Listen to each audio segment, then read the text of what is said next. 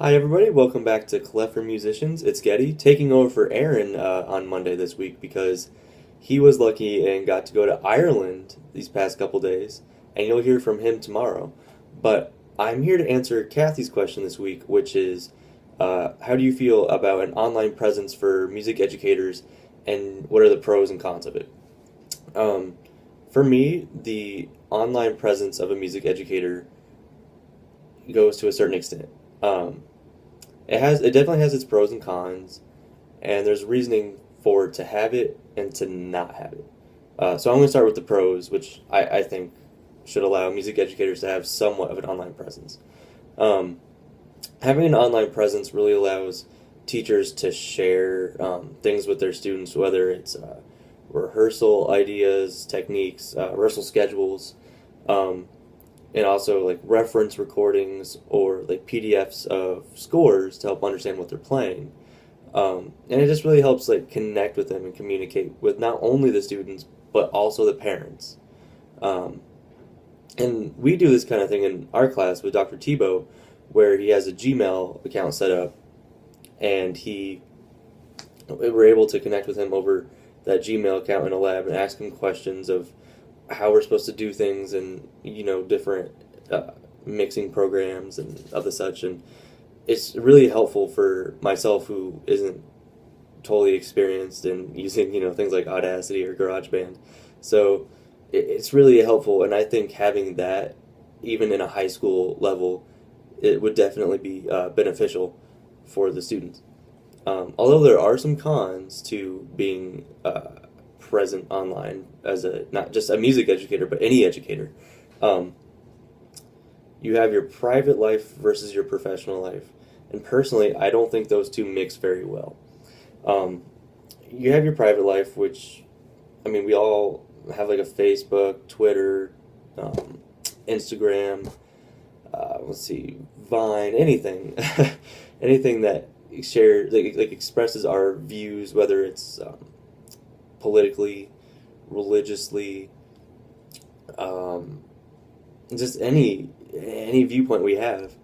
And I don't think that should cross over into our professional life, because then that brings up issues not only with maybe older students having certain maybe affiliations politically or religious beliefs, or maybe their parents seeing that and not agreeing, or the kids growing up and they've grown up, say, Catholic, and maybe you're Methodist or Lutheran or something, or maybe you're Jewish, or maybe you're Muslim, and those don't exactly go hand in hand all the time, and it may cause some conflicts, which we all want to try to avoid.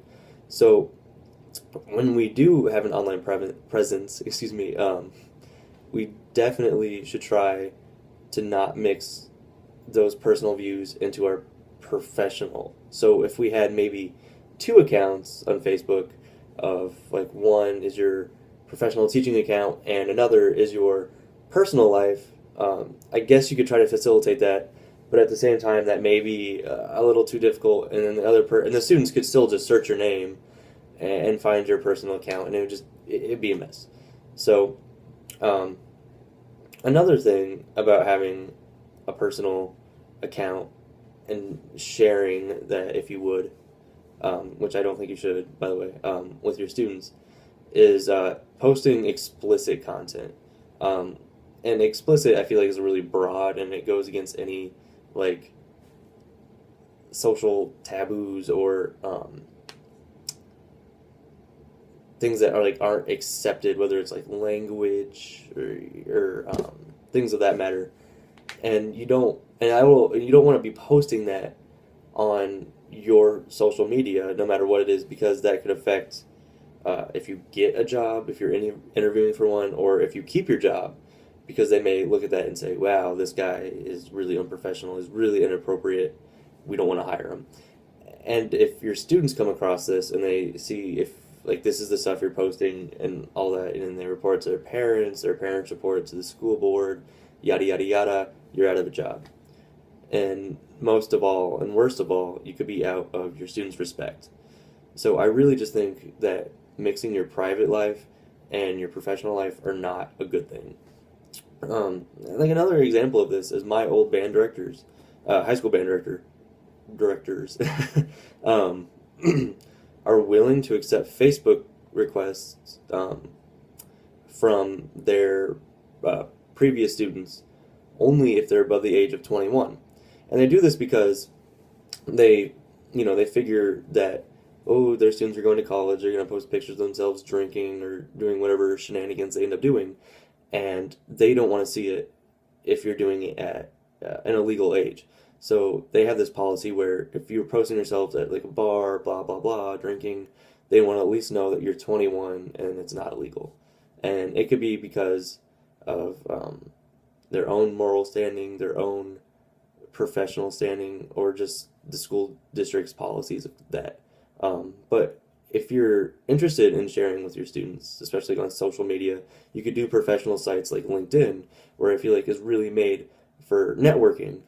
And so you could do that instead of, Facebook or Twitter, things like that.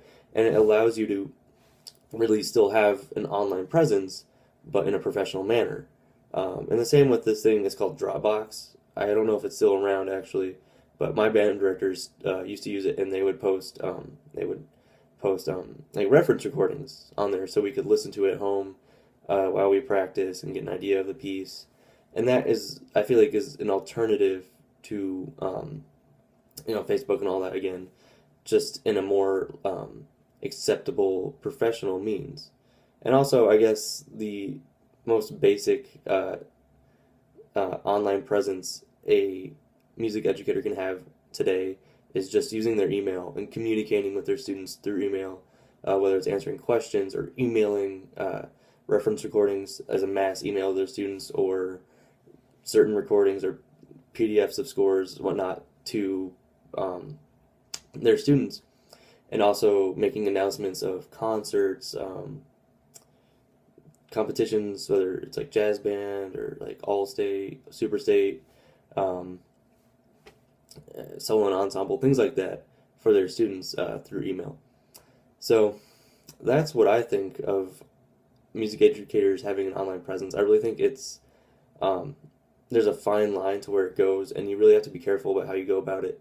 And I guess the main thing is you can't mix professional and personal life. You have to be really careful, because it can create conflicts over some of the smallest things, and then all of a sudden you're out of job and you have to go find a new one, and most likely if you try to get the same job in the same district, you probably won't get hired. So that's all for today. Tune in tomorrow to see Aaron's CVL, which he's coming back from Ireland, so it's probably going to be pretty cool. He probably took it there, and I'm excited to watch. So, bye everybody.